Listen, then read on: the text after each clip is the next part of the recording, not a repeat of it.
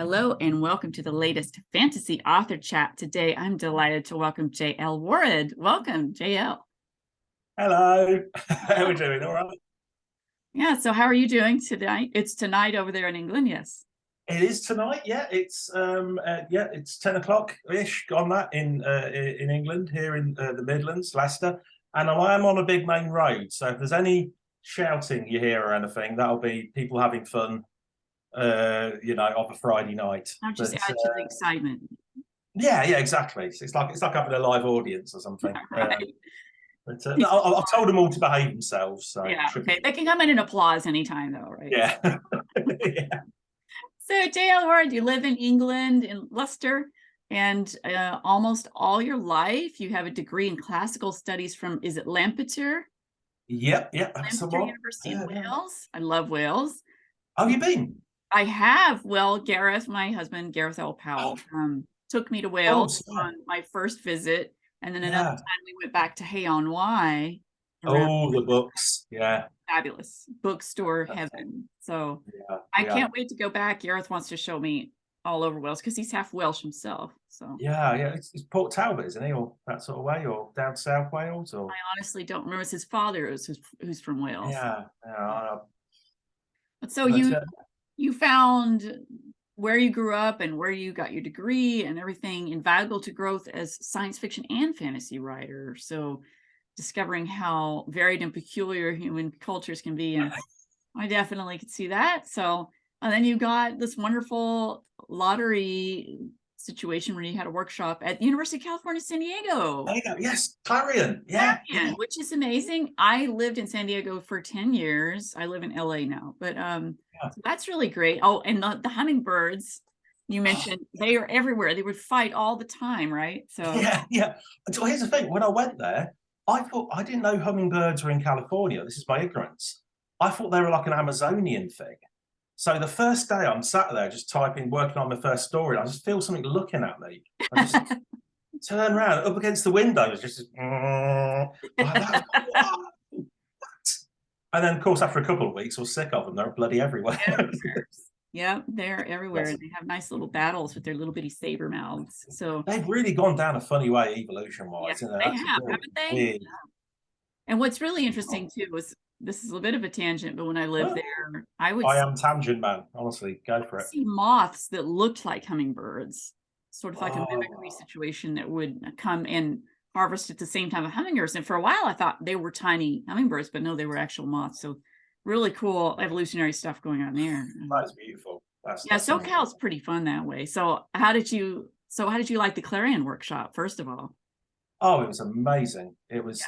6 weeks I didn't deserve, but it was some of the best Oh, did teachers. We had John Scalzi, people nice. like that, Elizabeth Bear.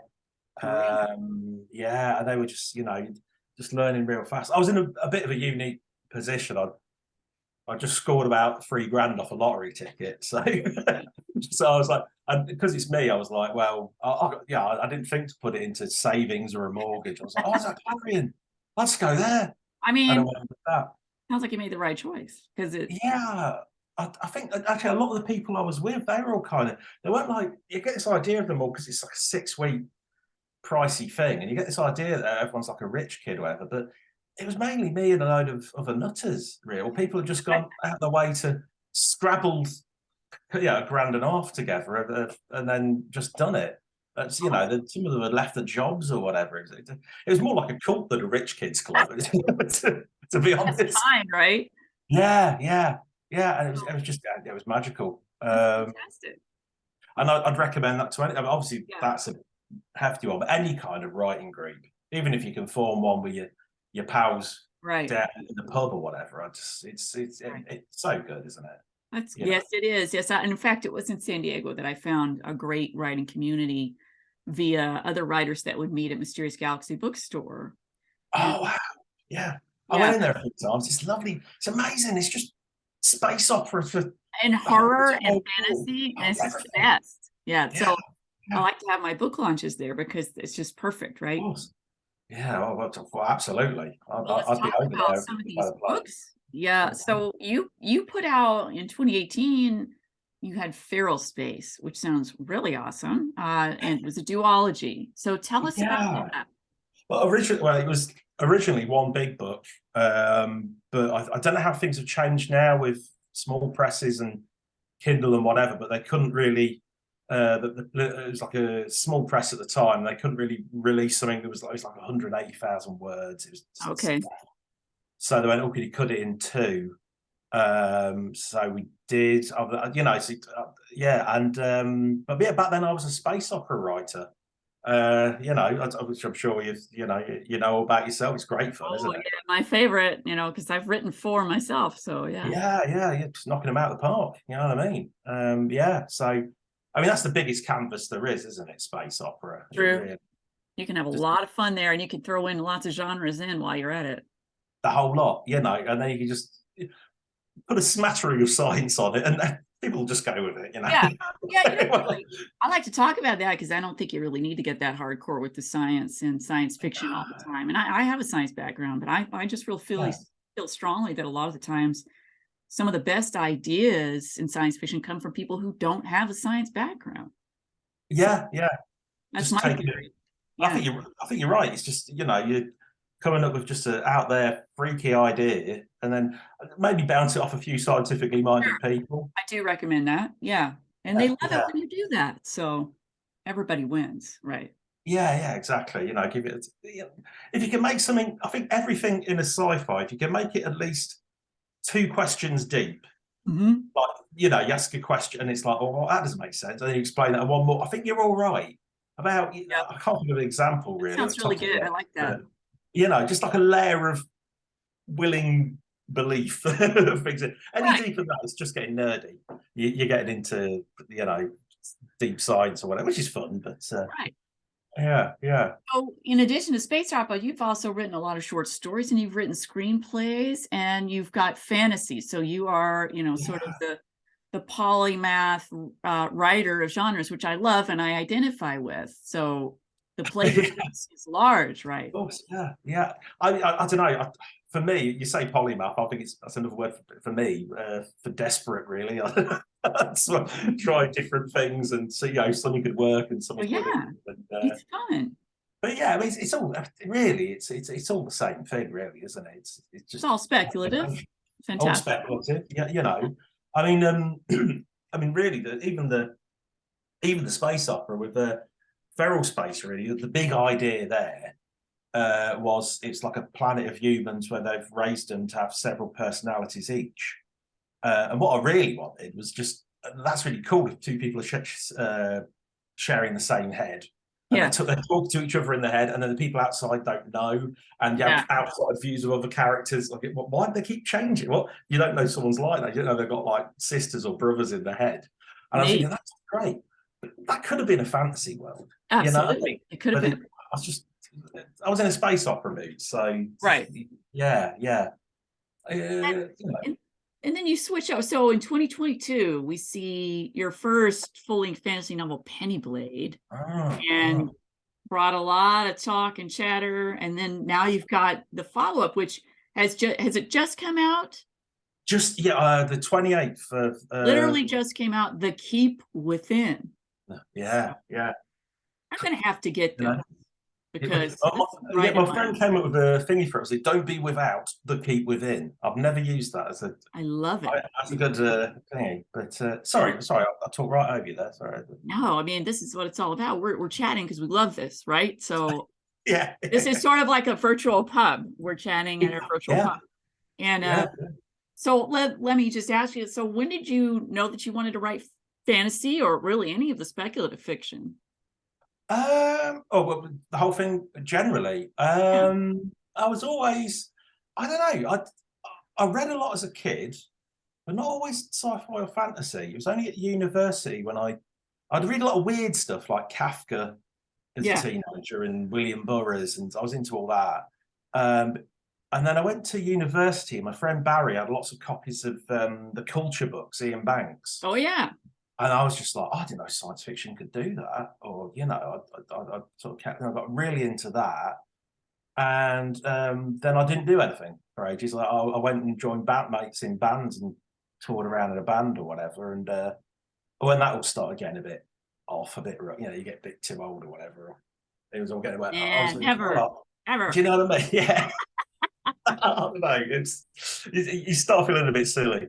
At least I did. And also you come up with songs, and then people, the rest of the band go, "No, that's shit. Go on, don't really." Whereas with writing, you can just go, "No, I'm going to go with this. I like this idea." Right.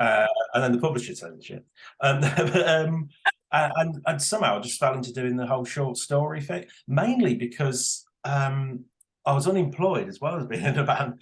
And the only books I could get at that point was a lot of the old bookshops with loads of old 1960s sci-fi and anthologies and stuff like that. Yeah, cool. You know, there'd be, so you could buy them. All those unemployed dropouts, whatever, would share them. Got into like Philip K. Dick and stuff like that. I think, oh, I can do this. I'll have a crack at this. And that's where it all began. And it's, you know, I've been addicted ever since. But is it similar for you? Is that where you, did you start with like short stories, or You know, was it? I started pretty young. I'm the youngest of my siblings by several years. I have three older Right. siblings, and I would grab things that were way beyond what I should be reading as a young kid. So I read Stephen Yeah, King yeah. really early. I read Philip K. Dick and Ray Bradbury. I read Asimov and Larry Niven. Yeah, Oh, and yeah, then fantasy wise, like Robin McKinley came along with this strong girl, you know, sort of protagonist mm, situation in the early 80s, and that helped shape that sort of side of me there. So and then I just decided, like you, I was like, hey, I want to try this, you know. yeah. I You want to just, build my own worlds with my own everything. And so, you know, in terms of that, like, so you mentioned Philip K. Dick, Ian Banks, and I'm just curious too, like, in terms of actual fantasy, did you have any other influences, book wise, um, film, or short fiction? fantasy was even later. Just getting into George R. R. Martin or actually no, tell a lie, Michael Moorcock, Oh yeah, the Elric stuff. yeah, That was right. I fantastic. think I read Yeah. that very early because that was like lying around the house. I mean, here's actually a thing. I don't know. I'm concocting a bit of a theory at the moment on my head right now. Is the whole thing of I also had older siblings, but quite a distance in time. Mm-hmm. They're about 6 or 7 years older, 5 or 6. And I wonder if that's actually a sort of an element, because you get all these cool things they you Right. pass down to you, but you've Exactly. also got that kind of slight distance of being like an only child and bit. So That's how maybe, I felt. That's why I built my own universe, because I was lonely, you know. yeah, yeah. That's, I think that's my. Is that It might be a thing. for writers, and perhaps specifically speculative fiction writers? Yeah. Is that a thing? I don't know.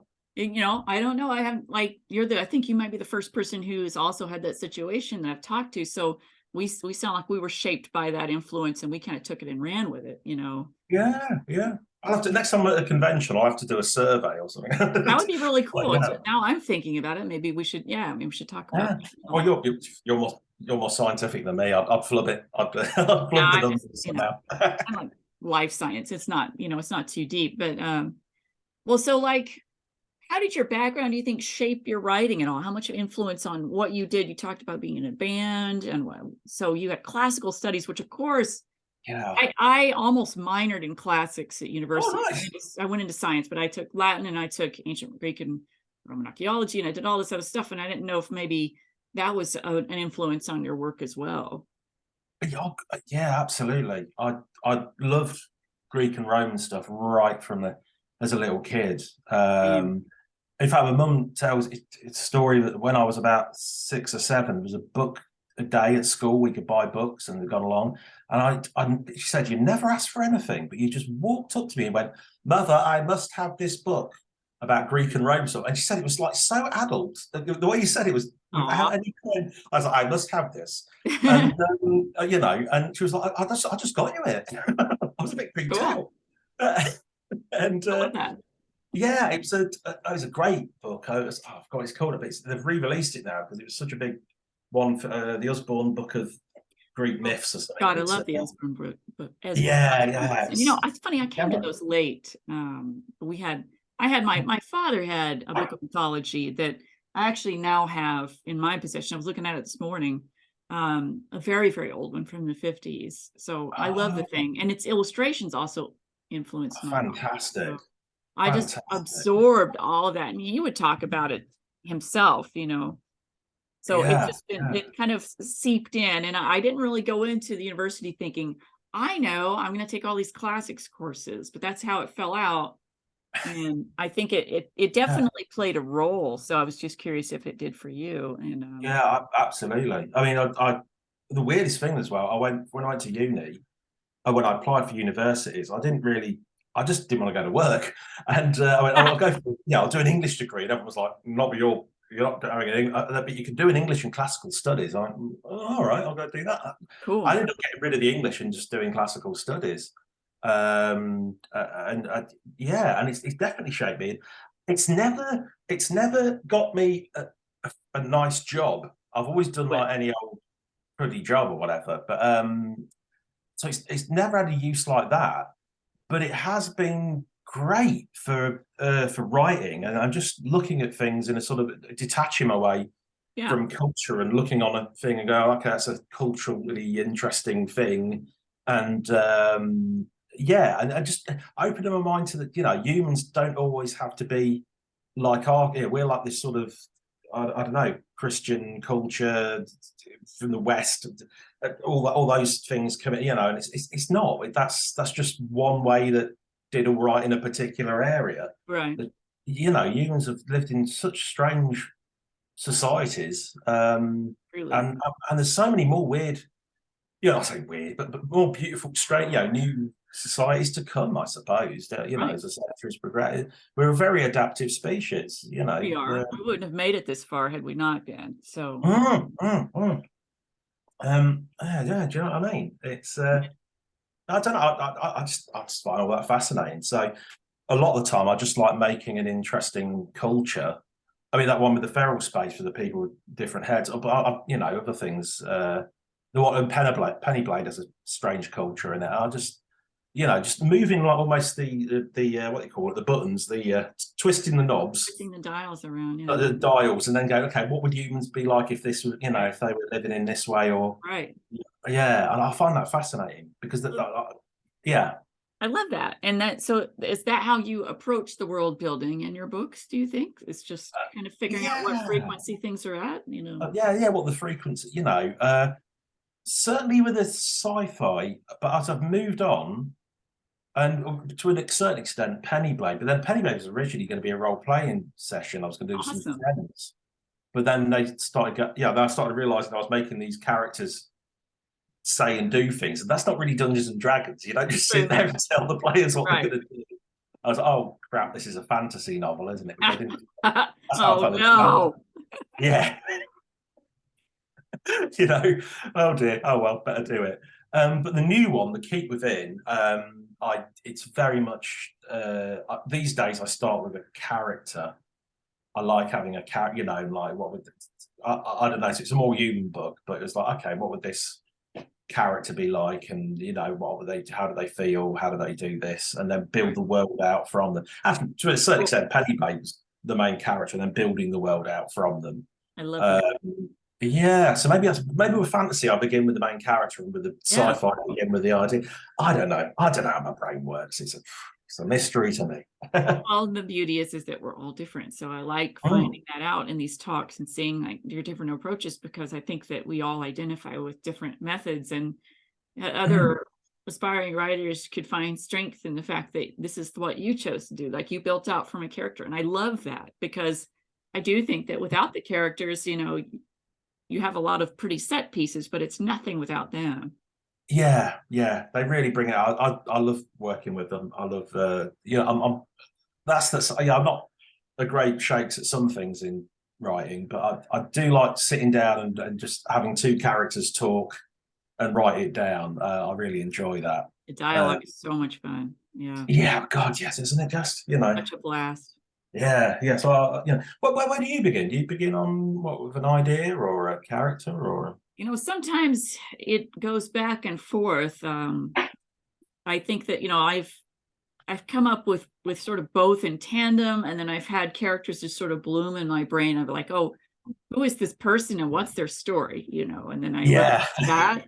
But oftentimes, it just seems like a blend of the two for me. That it's not one Right. or the other, but it's both. This character is in this place or this situation. What happens next? And I go from there.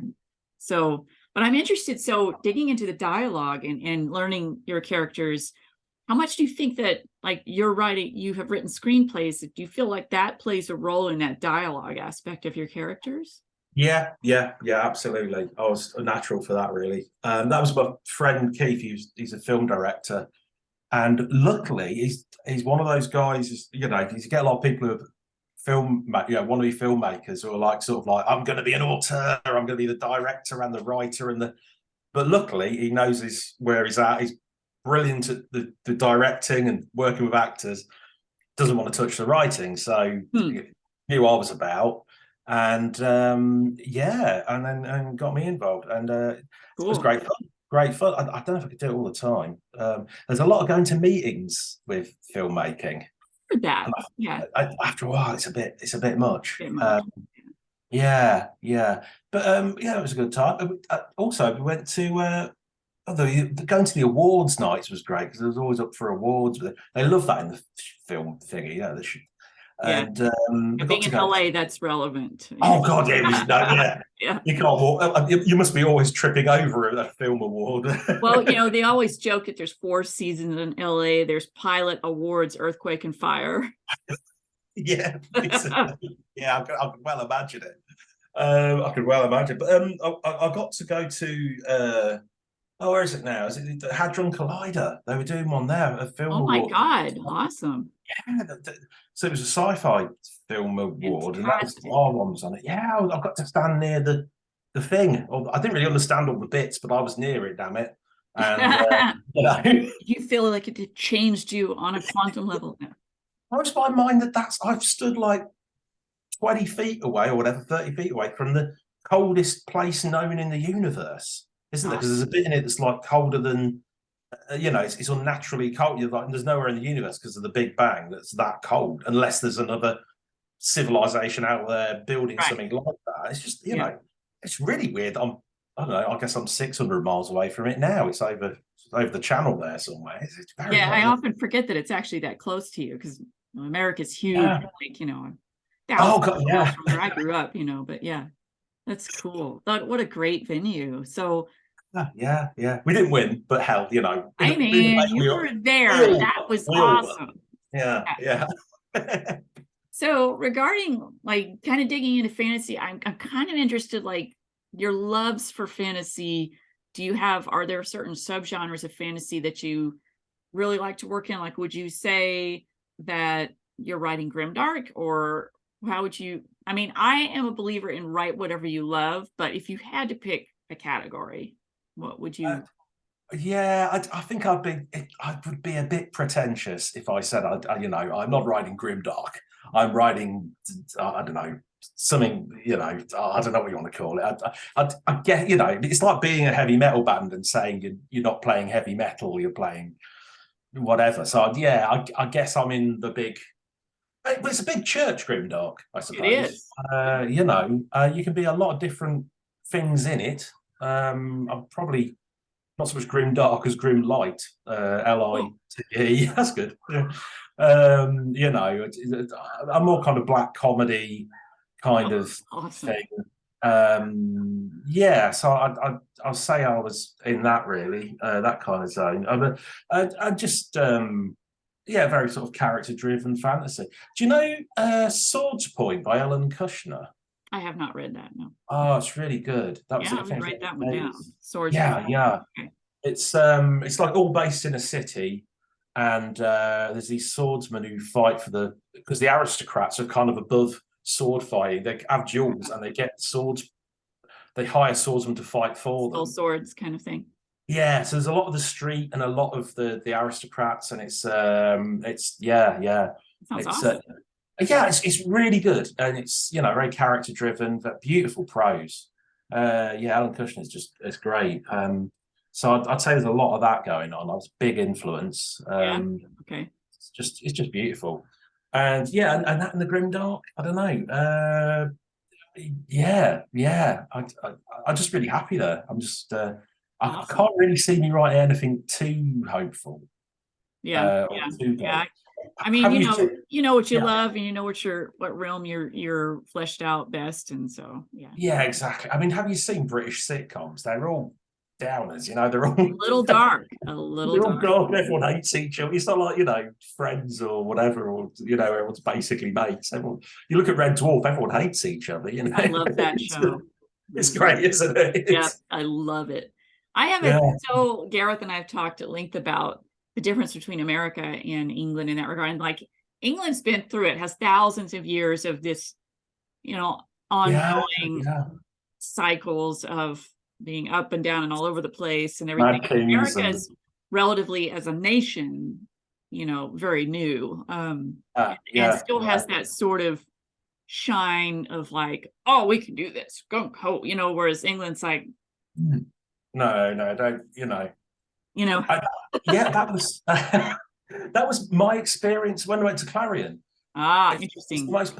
Everyone's going, yeah, do it. Woo! Yeah, You could. I can see this the craziest idea, and they'd be like, yeah. Whereas back home, it's like, now, really, should you? You'll only embarrass everyone. hmm. Whereas I just came back from America, absolutely, and then yeah. And that's landed in kind of my Heathrow. attitude is I'm always like, do it, do it, do it, and like, Yeah, I and don't know. I think you just get that from a new culture or whatever. If you get, we Britain and say, I tell you what's quite, the Japanese as well. We're very similar in many ways. Yeah, island nations. Yeah. Uh, certain ways of doing things, Right. Yeah, it is odd, isn't it? But and I think you see a difference in certainly, back in the days of go back to the 50s, whatever, the science fiction, the Oh yeah. American science fiction is very much getting that rocket ship and getting a Yep. fight on a planet. And then all the British science fiction is everyone sort of standing around in overalls, getting bossed around by a dystopian thing, and everyone's like, oh, it's terrible. Yeah.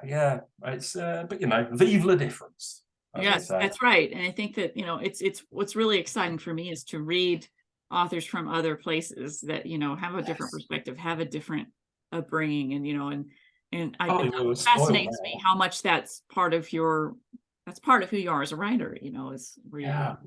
Yeah. I mean, these days we're spoiled. I mean, some of the short stories coming out of Africa, Yes. India. Awesome stuff. We get the whole world coming It's together. a huge strength. I'm really glad to see it. I'm glad to see diverse fantasy and science fiction, speculative fiction from all over the world, voices being finally heard and amplified. I think it's a hugely important thing. So, and I've had some other discussions with great writers like Tendai Huchu, and talking about some interesting through lines and cultures that seem quite different, but actually have similarities too. So it's a lot of fun for me to dig into that and see how it's shaped our writing and in speculative fiction generally. But for fantasy, I don't know. It's when you invent, like you start with the character and you build that world, how much of that world is shaped by the world you grew up in, or do you like to step beyond it and try to figure out a different world? Oh, yeah. Good bloody question. It's I don't know. I don't think I can get too far away from Leicester. it's in my blood or whatever. So all the characters talk like Leicester people. Perhaps I'm not, but I don't know. Love that though. Yeah.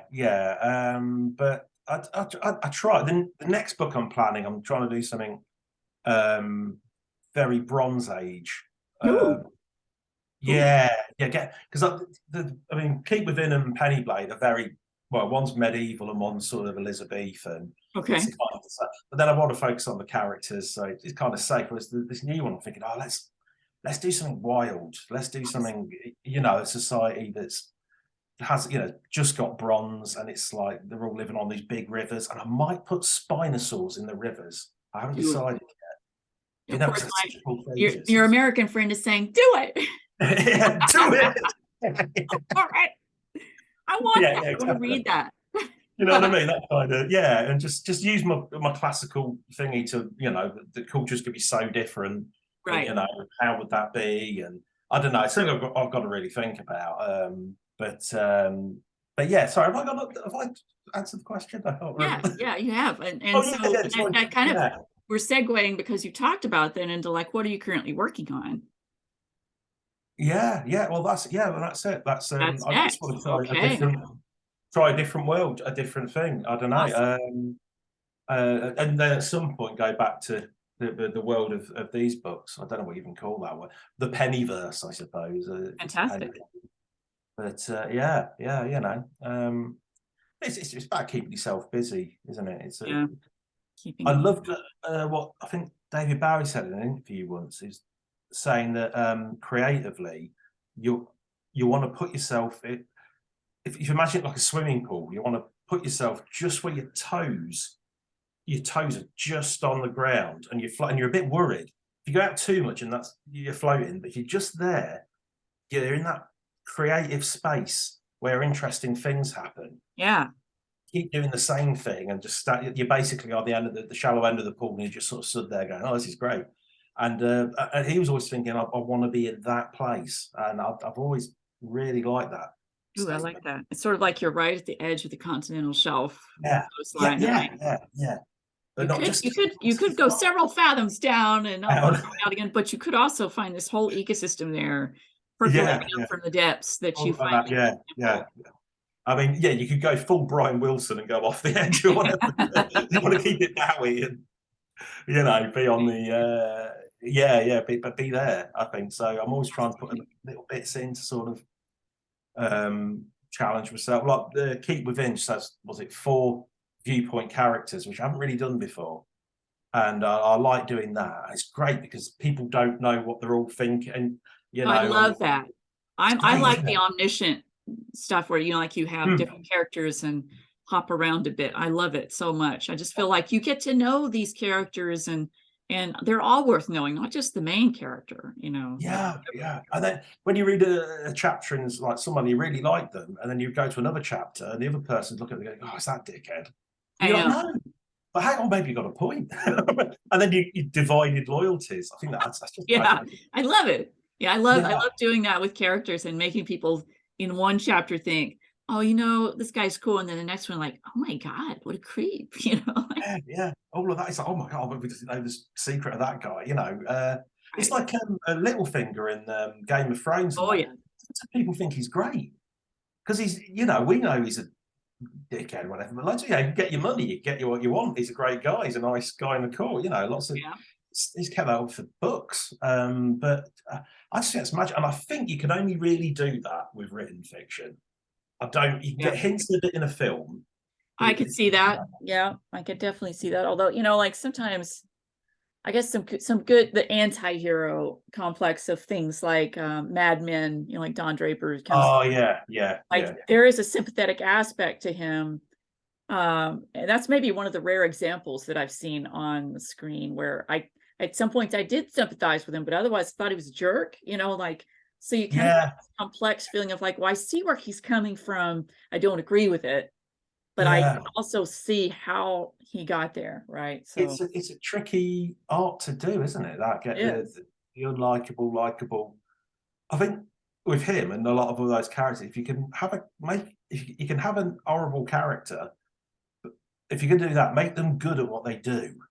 Very good. And in his case, We of like course, he's competency. fantastic, He's right? the guy who comes up with the idea, He's the So genius. Yeah. yeah, yeah.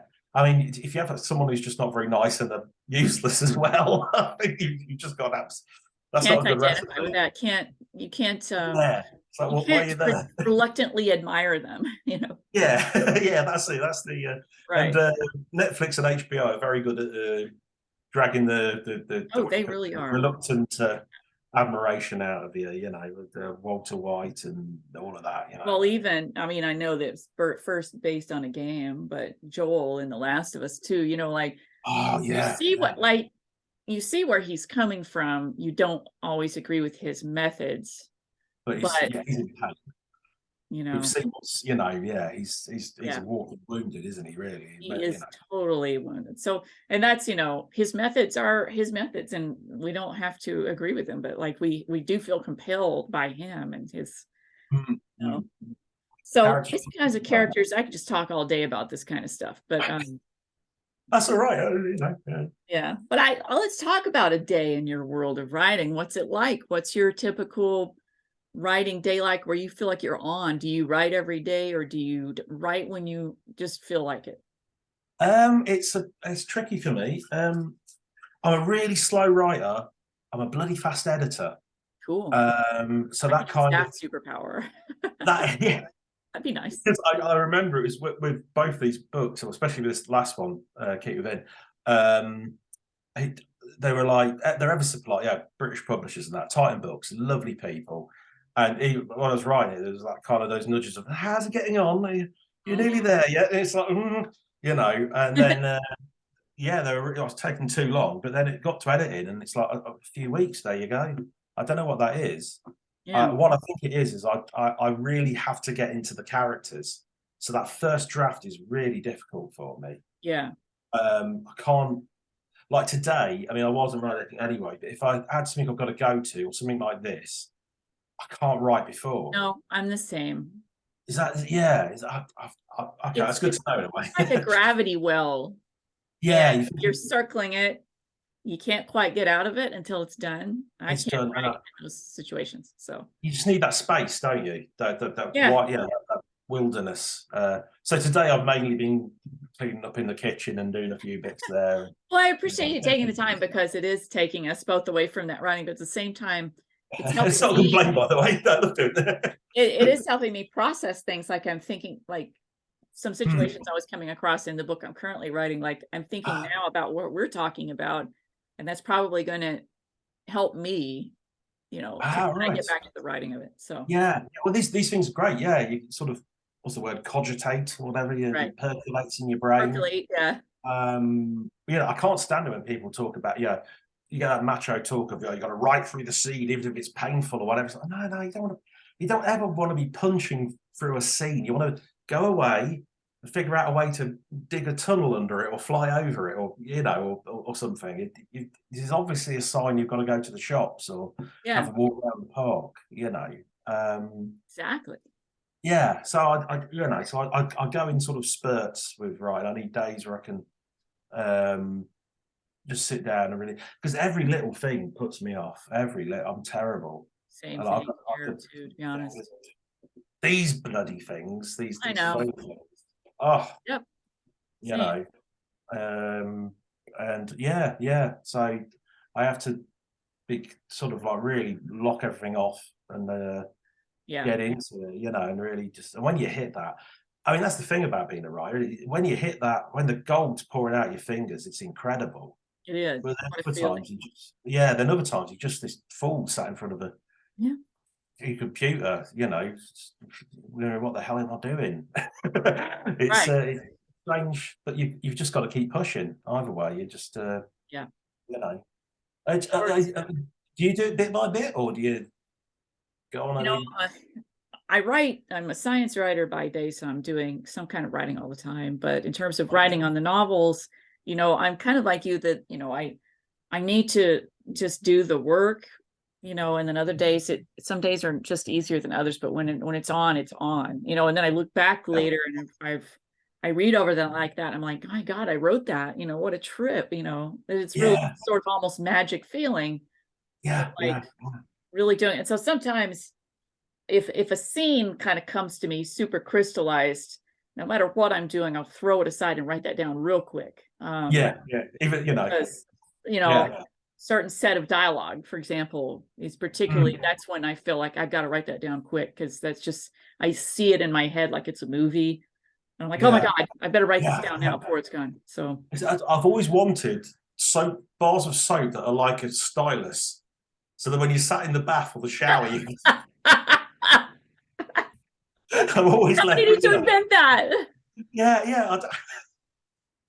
Someone out there, yeah. So Awesome. when you get that, you just gotta, like years when I first started writing short stories, I had woman I was living with, she'd be like talking to me, and then she'd be like, Jim, you're having one of your moments, aren't you?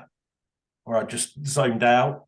She'd be like talking about a day or whatever, and I'd be like, I'd be a fascinating person, but I'd just be like, oh, hang on, what if like spaceships were living and they went to, Yep, yep, and she'd, oh, go on, go, and she'd be like, bless her, she'd be like, go on, do your thing. yep. That's how I'm not going to be affected. But yeah, you just, you gotta seize that stuff, haven't you? Yeah, there's moments that just kind of shine through like a break in the clouds. So Yeah. that's true. Actually, Well, oh, sorry. go ahead. No.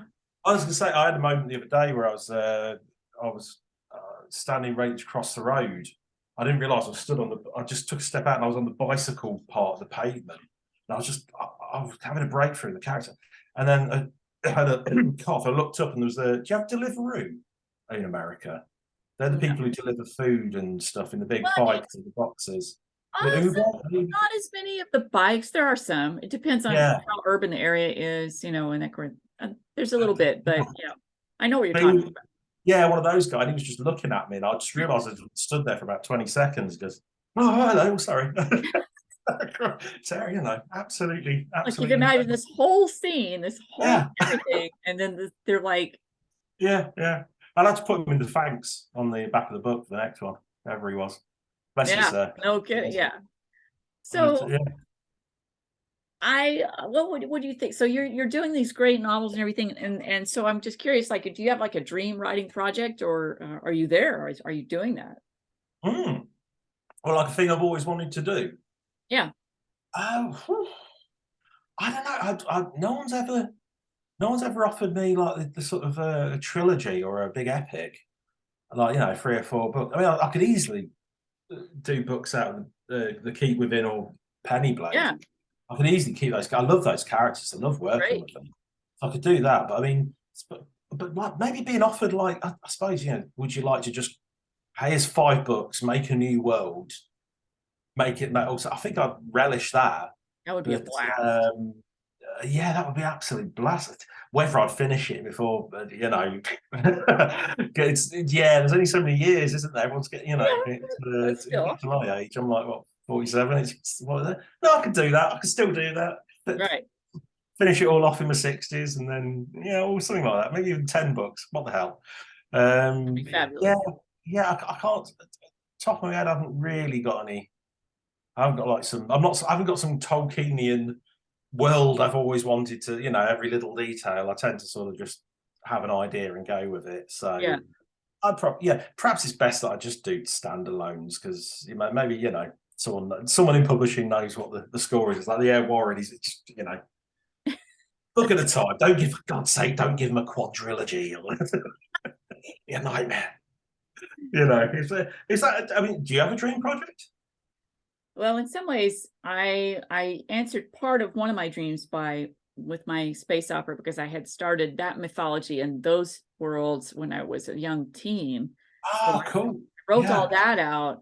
But in terms of fantasy, since that was space opera, there's a book I have on submission right now in which I realized an entirely new world, fantasy world, and I could play in that realm for some time, I think. And also the book that's coming out later this year, The Inn at the Amethyst Lantern, is Lunar Punk, and it's sci-fi fantasy set in the future. And I built out a whole lunar punk. So the opposite of solar punk. Like solar punk is like this sort of future utopia with like solar sustainability and all this kind of thing. So the flip side is everything at night and phosphorescence and bioluminescence and night living. So I ran with that and I built out this whole universe based on one short story that had been accepted. And then from that, I was like, whoops, I've got a novel. And so like the same publishers were like, send us the proposal. And that's what I did. So then now that's coming out. But those two are a lot of fun. And I think what would be really fun though, is something I'm kind of playing with in the Shadow Galaxy, because it's a collection. There's some through line with some of those stories. There's sort of a gothic horror universe percolating there. And then there's also a cosmic horror one. And I think they could even be connected. So I want to play with that. That might be one of my dreams there. And I do think that dream project would be to have, you know, a series, and you know, in a couple of different genres. Yeah, yeah. And it's like join it up with the horror and Like maybe a duology or a trilogy in a couple of different universes. Yeah, that'd be a lot of fun. So, marvelous. Absolutely, so yeah. That's great. I'm going to ask you, because you know, writing fantasy or whatever, but in any of the things that you've written, but maybe particularly fantasy, if you could have any power of any of your characters, what would you like to have the most?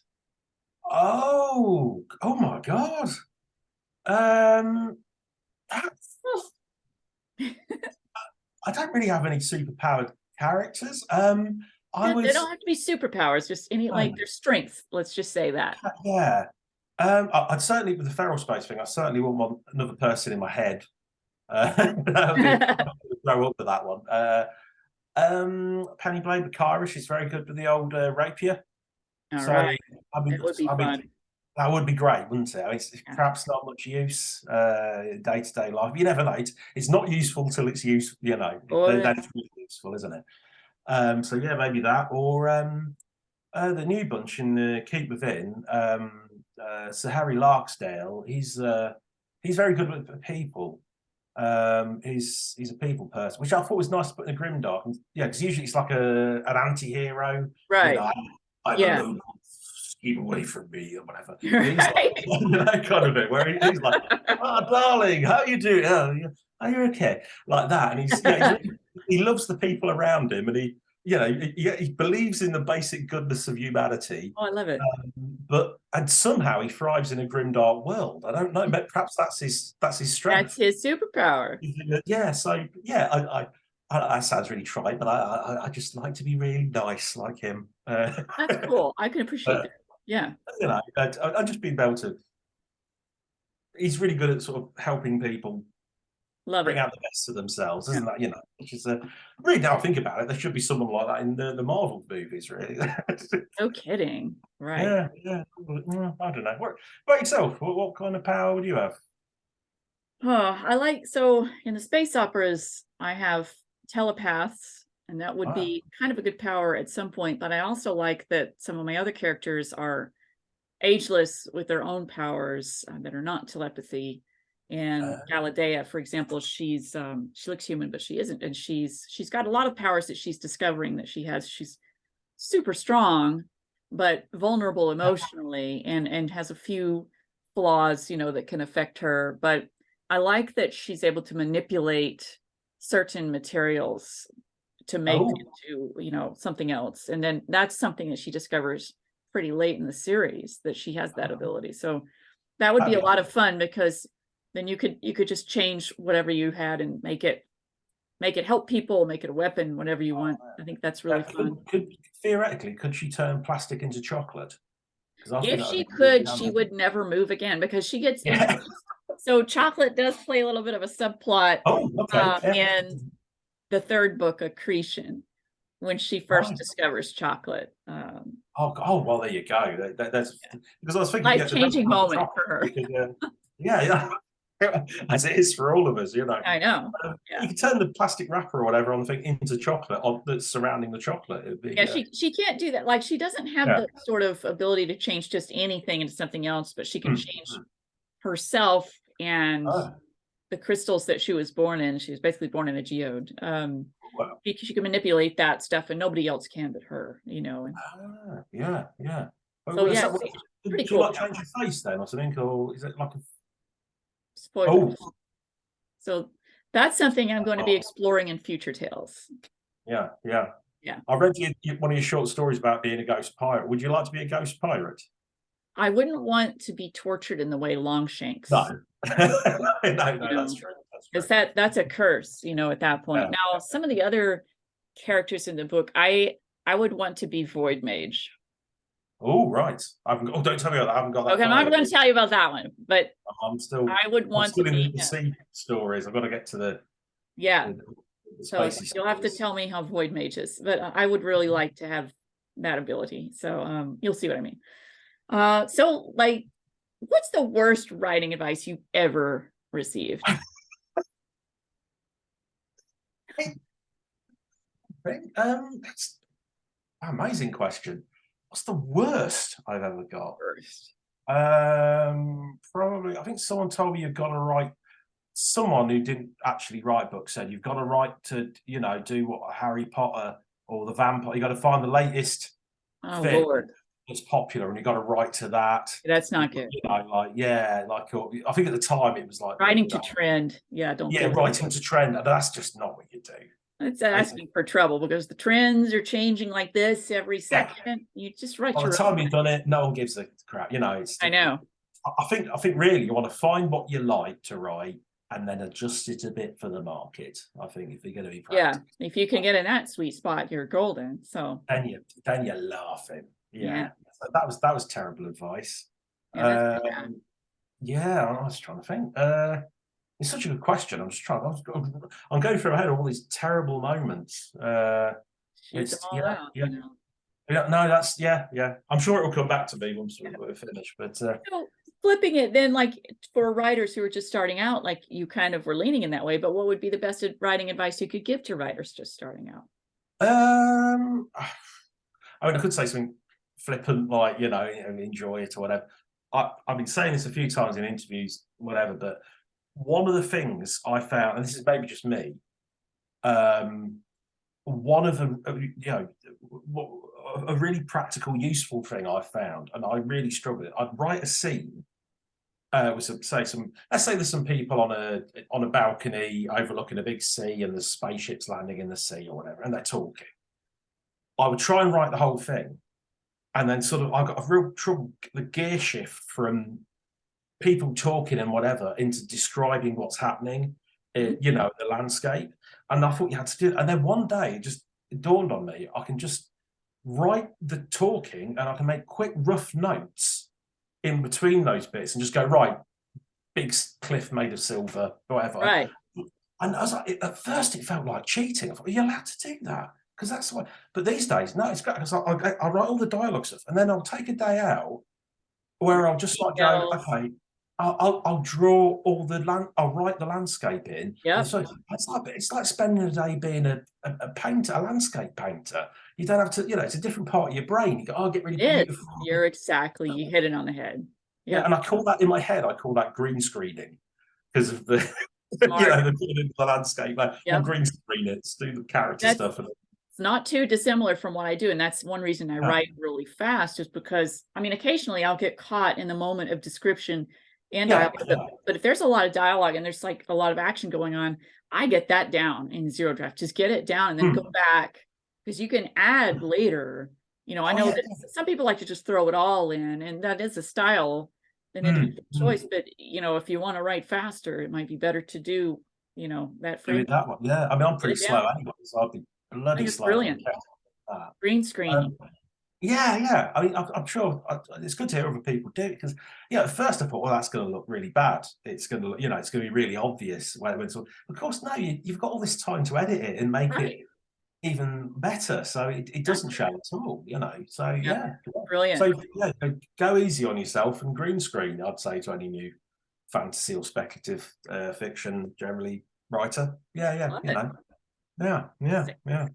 Well, it is reaching the end of our talk, so I wanted to see if there was anything that I haven't asked you that you would like for readers to know.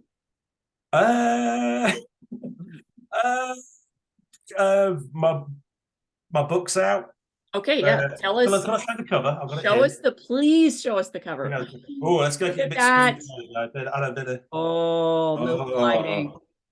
Yeah, there we go. Lantern waving in front of Yeah, there you go. You get a free light if you buy the book. There you go.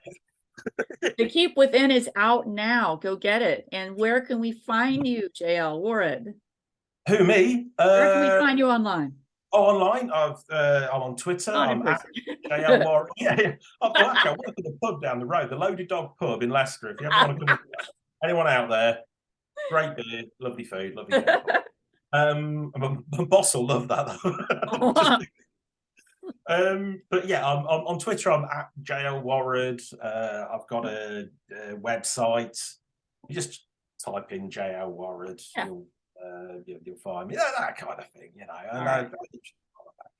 And I think that's it, really. I think that's it.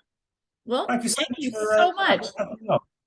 Yeah, this is great. And let's talk shop again, because I want to talk more about your books in the future and what you're coming up with down the line too. Oh, yeah, well, you'll know what I know. All right, great. JL, thank you so much. No problem. Thank you very much.